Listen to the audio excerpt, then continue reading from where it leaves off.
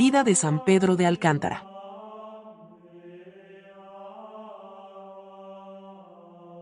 San Pedro de Alcántara, ilustre en toda la Iglesia por el sublime don de la oración al que el Señor lo alzó, y por el rigor de sus asombrosas penitencias, de las cuales dejó admirables ejemplos. Vino al mundo en el año de 1499 en la villa de Alcántara, lugar no muy numeroso en la provincia de Extremadura, en España, que le dio su nombre a nuestro santo, sirviéndole como apellido. Su padre fue don Alfonso Garavito, perito jurisconsulto y corregidor de esa villa, su madre, doña María Villela de Sanabria, ambos pertenecientes a una nobleza antigua y distinguida, y cada uno de ellos dotado de una virtud tan firme como ejemplar. Al entender ambos que una de las obligaciones más fundamentales de los padres es la cristiana educación de sus hijos, se empeñaron en criar a Pedro en el santo temor de Dios, con tanto agrado y alivio como revelaron enseguida al descubrir en el niño una índole bellísima y unas inclinaciones, por decirlo así, innatamente cristianas. La devoción superó a la razón, anticipándose a la gracia de manera tan extraordinaria, que se encontró dotado del don de la oración incluso antes de tener la edad para comprenderlo. Ya fuese en la iglesia o en casa, siempre se le veía absorto en la oración, siendo esta la única ocupación de su infancia, un seguro presagio de la eminente santidad a la que finalmente alcanzaría. Los estudios suelen ser la trampa habitual de la juventud. Sin embargo, la virtud de Pedro de Alcántara se perfeccionó en ellos, irradiando con mayor brillo la pureza de su inocencia. A medida que se volvía más sabio en las letras humanas y la filosofía, se hacía también más santo.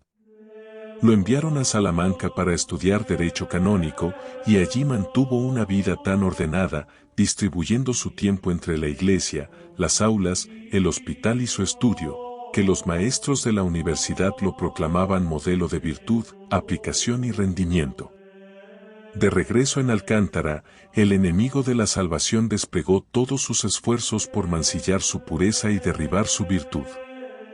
En una edad donde todo es tentación, joven, bien dispuesto, lleno de vigor y ardor, Pedro comprendió el peligro, identificó al adversario y tomó las armas contra él, acudiendo a la oración, a la frecuencia de los sacramentos, a la devoción a la Santísima Virgen, al evitar las ocasiones de peligro, pero sobre todo, se entregó al ejercicio de una penitencia sumamente rigurosa. La tentación de la carne cesó, pero fue reemplazada por la tentación de la ambición. Todo parecía favorecer sus esperanzas de una gran fortuna, ya sea en el ámbito de las letras o en la ocupación de los más altos cargos. Sin embargo, Dios le otorgó la gracia de discernir los artificios del enemigo y de vencerlo, pues, consciente de los muchos peligros que el mundo presentaba, determinó refugiarse en el amparo de la religión. Eligió la orden del seráfico Padre San Francisco y vistió el hábito en el convento de Manjarres, emplazado en una montaña escarpada. El Señor, en su bondad, decidió confirmar la resolución del santo joven con un prodigio excepcional. Al no hallar barca para cruzar el río Tera, se encontró súbitamente en la otra orilla por obra de un ángel. Apenas contaba 16 años cuando ingresó al noviciado, y en menos de 6 meses mereció ser propuesto como verdadero modelo de perfección religiosa ante los demás. Principalmente, asombraba a los profesos más antiguos con su mortificación. Comía muy poco y apenas dormía. No hallaba ninguna dificultad en las más rigurosas penitencias. Su amor por las humillaciones era sumamente ingenioso, inventando a diario nuevas maneras, nuevas artimañas para ser despreciado, pues este era el objeto máximo de sus anhelos. Encontraba su mayor deleite en la más extrema pobreza, no pareciendo posible un desapego más completo de todo. Unido incesantemente a su Dios, nada era capaz de distraerlo, siendo sucesivamente sacristán, portero, encargado de la despensa y de la bodega, cumplía con exactitud todas estas tareas, y añadía de manera supererogatoria las más bajas, humildes y repugnantes de la comunidad, superando su fervor a todas ellas. El pacto que había establecido con sus ojos no se limitaba exclusivamente a las personas del sexo opuesto, podría decirse que se extendía a cualquier objeto que no fuera absolutamente esencial. Toda su vida mantuvo los ojos bajos, de tal modo que nunca supo si el coro o el dormitorio tenían bóveda, ni de qué material estaba hecho el techo de su celda. A los religiosos del convento solo los reconocía por la voz, y debido a su constante mortificación de los sentidos, había perdido el uso de estos. Pocos meses después de su profesión, la obediencia lo envió a un convento muy solitario, y allí construyó una celda que solo lo era en nombre, pero que en realidad parecía una sepultura. En ella inició aquel ejercicio de penitencia que verdaderamente horroriza, y apenas sería creíble si no lo autorizara el testimonio de la bula de su canonización. Su ayuno era continuo, comía una sola vez cada tercer día, y en ocasiones pasaba 8 días enteros sin tomar alimento.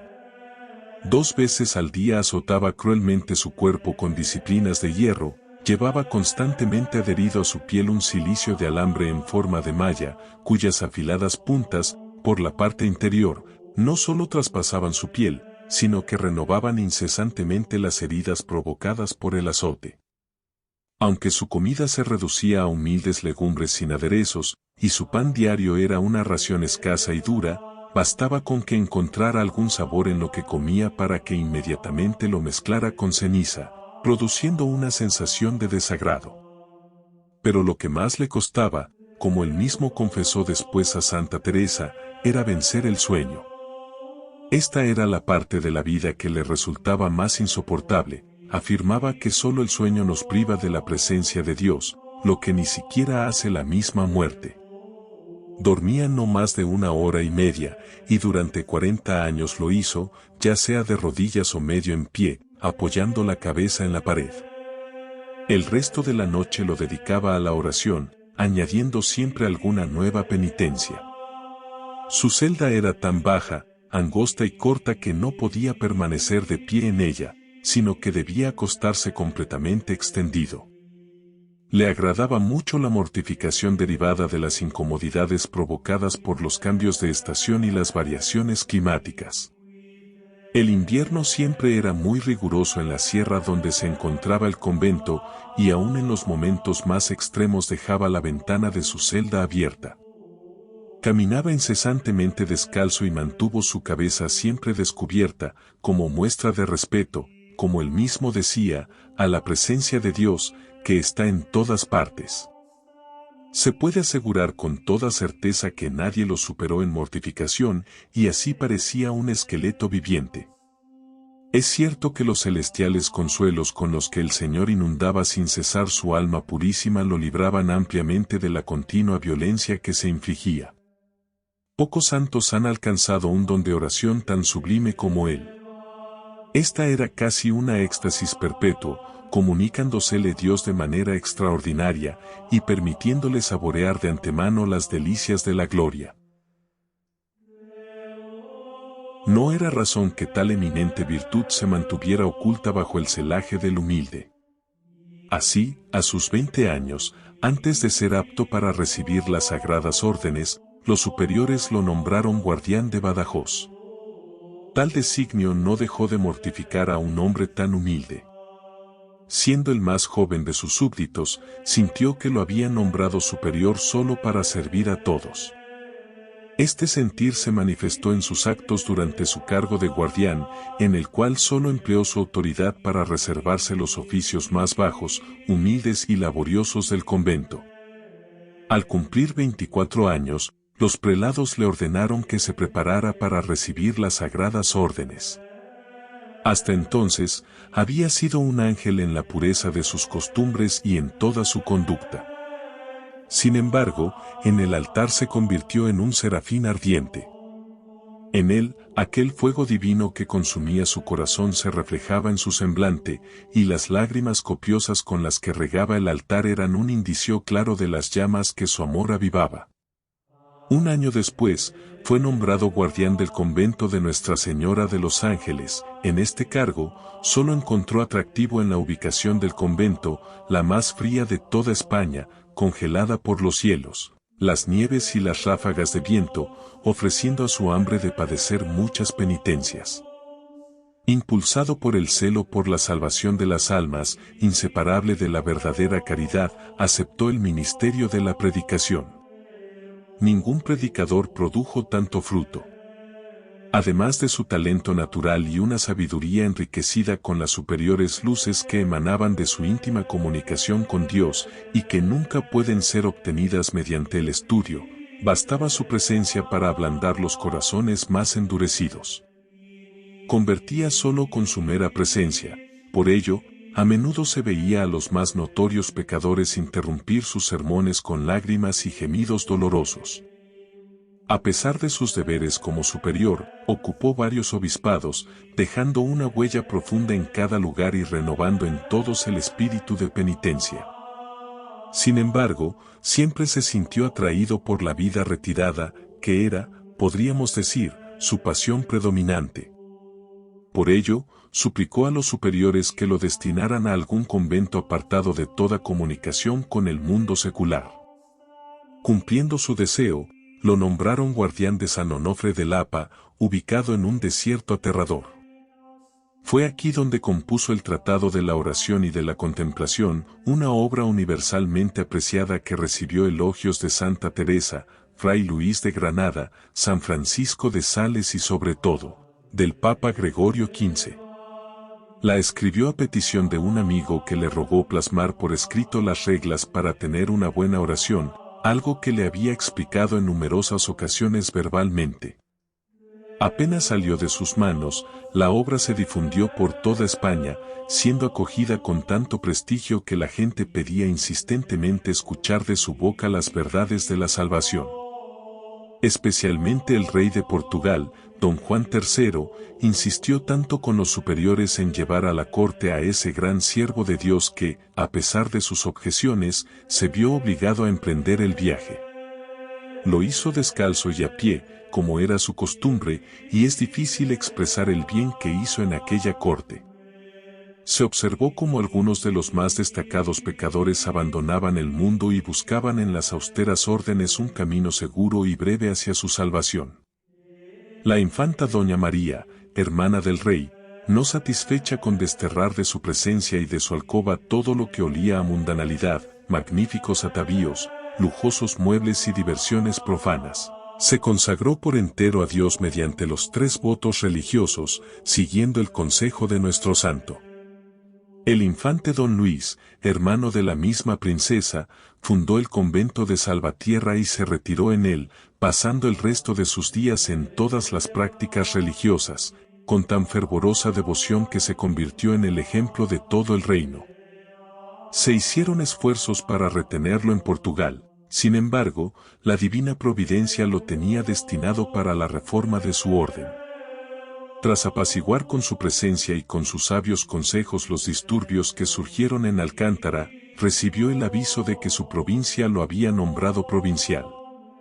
Aunque intentó excusarse argumentando que no tenía 40 años, nadie lo consideró demasiado joven para el cargo. Lo obligaron a aceptar la responsabilidad, que desempeñó con tanta habilidad como lo hubiera hecho el hombre más experimentado. Utilizó esta nueva autoridad para introducir en su provincia ciertas reglas, las cuales solo el concepto de su virtud logró que fueran aceptadas y adoptadas. Sin embargo, su gran obra era la reforma de la orden, idea que había estado meditando durante mucho tiempo. Movido por el ardiente deseo que el Señor le había inspirado de antemano, se lanzó a la empresa de restaurar el primitivo espíritu de la regla de San Francisco. Sabía que reformar una orden religiosa era tarea más ardua que fundarla, pero no se detuvo ante ninguna dificultad, convencido de que Dios era el autor de aquel empeño.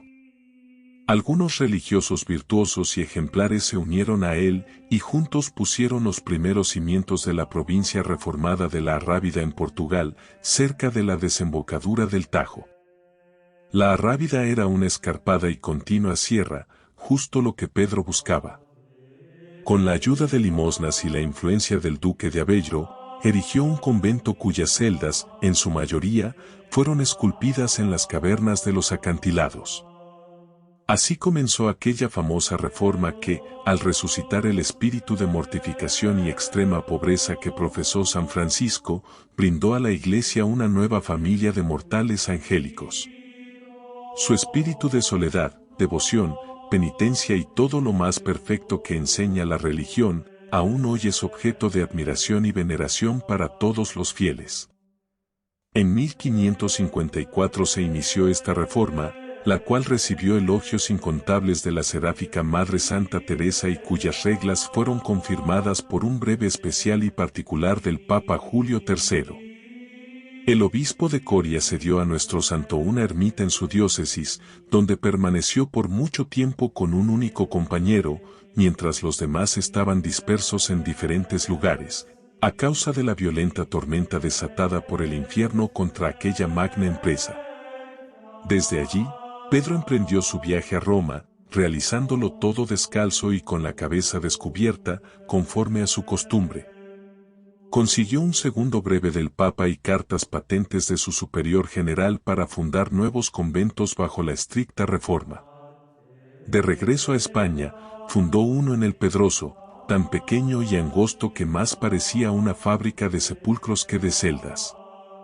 La que eligió para sí como prelado era de las mismas dimensiones que las demás, tan baja, estrecha y corta que sólo podía estar en ella de rodillas, encorvado o en otra incómoda postura. La reputación de nuestro santo creció cada día y prácticamente no hubo persona de virtud destacada en aquel tiempo que no solicitara su correspondencia o al menos tener parte en sus oraciones. Santa Teresa lo consultaba en todo lo que necesitaba. San Francisco de Borja entabló una amistad profunda con aquel gran siervo de Dios y el nombre de Fray Pedro de Alcántara resonaba con admiración en toda España. Cuando el emperador Carlos V estaba considerando retirarse al monasterio de Yuste, decidió elegirlo como su confesor. Sin embargo, el santo se excusó con razones tan sólidas que el emperador se vio obligado a ceder. Más persuasivo fue su superior general, quien lo nombró comisario general de España para la Reforma, cargo que desempeñó con tanto éxito que recibió el consuelo de 2 breves del Papa Paulo IV, confirmando su instituto, y de ver fundados 9 conventos en menos de 6 años. San Pedro de Alcántara vivía, por así decirlo, de milagro. Debilitado por el rigor de sus excesivas penitencias, consumido por sus grandes esfuerzos y agotado por los penosos ejercicios, cayó gravemente enfermo. Consciente de que se acercaba su última hora, se hizo trasladar al convento de Arenas. Allí, recibió los sacramentos y poco después entró en un dulcísimo éxtasis. La Santísima Virgen se le apareció junto a San Juan Evangelista, asegurándole su eterna bienaventuranza. Pronunciando entonces él mismo las palabras del Salmo 121, me he llenado de alegría sabiendo que he de ir a la casa del Señor, entregó su alma dulcemente el 18 de octubre de 1562, a los 63 años de edad y 47 de vida religiosa. Desde el mismo instante en que exhaló su último aliento, Dios manifestó la gloria de su siervo con numerosos milagros. Poco después de su fallecimiento, se le apareció a Santa Teresa envuelto en resplandor y le expresó estas bellas palabras: «Oh dichosa, oh dulce penitencia, que me ha merecido tanta gloria». Su sagrado cuerpo fue sepultado en la iglesia de Arenas, donde Dios continúa engrandeciendo su sepulcro con los milagros que cada día se obran. El Papa Gregorio XV lo beatificó solemnemente en 1622 y en 1669 el Papa Clemente IX lo canonizó, fijando su festividad el 19 de octubre. Dado el glorioso testimonio de Santa Teresa sobre nuestro santo en el capítulo 26 de su vida, sería injusto omitirlo en este breve resumen. Y qué bueno nos le llevó Dios ahora, dice la santa, en el bendito Fray Pedro de Alcántara. No está ya el mundo para sufrir tanta perfección, dicen que están las saludes más flacas, y que no son los tiempos pasados. Este santo hombre, de este tiempo era, estaba grueso el espíritu como en los otros tiempos. Me parece fueron 40 años los que me dijo había dormido solo hora y media entre noche y día, y que este era el mayor trabajo de penitencia que había tenido en los principios, el vencer el sueño, y para esto estaba siempre de rodillas o en pie. Lo que dormía era sentado, la cabeza arrimada a un maderillo que tenía hincado en la pared. En todos estos años jamás se puso la capilla, por grandes soles y aguas que hiciesen, ni cosa en los pies, ni vestido, sino un hábito de sayal, sin ninguna otra cosa sobre las carnes, y un mantillo de lo mismo encima. Me decía que en los grandes fríos se lo quitaba, y dejaba abierta la puerta y el ventanillo de la celda para que con ponerse después el manto y cerrar la puerta, contentase al cuerpo para que sosegase con más abrigo. Comer a tercero día era muy ordinario. Un compañero suyo me dijo que le acaecía estar 8 días sin comer. Debía estar amando en oración, porque tenía grandes arrobamientos e ímpetus de amor de Dios, de que una vez fui yo testigo. Su pobreza era tan extrema y tanta mortificación en la mocedad, que me dijo le había acaecido estar 3 años en una casa de su orden y no conocer fraile sino por la habla, porque no alzaba los ojos jamás. A mujeres jamás miraba. Era muy viejo cuando le vine a conocer, y tan extrema su flaqueza, que no parecía sino hecho de raíces de árboles. Con toda esta santidad era muy afable, aunque de pocas palabras, sino era con preguntarle, en estas era muy sabroso, porque tenía muy lindo entendimiento. Fue su fin como la vida, predicando y amonestando a sus frailes. Después ha sido el Señor servido que yo tenga más consuelo en él que en la vida, aconsejándome en muchas cosas. Le he visto muchas veces con grandísima gloria. Me dijo la primera vez que me apareció, que bienaventurada penitencia, que tanto premio había merecido. Es lo que escribe Santa Teresa de este gran santo.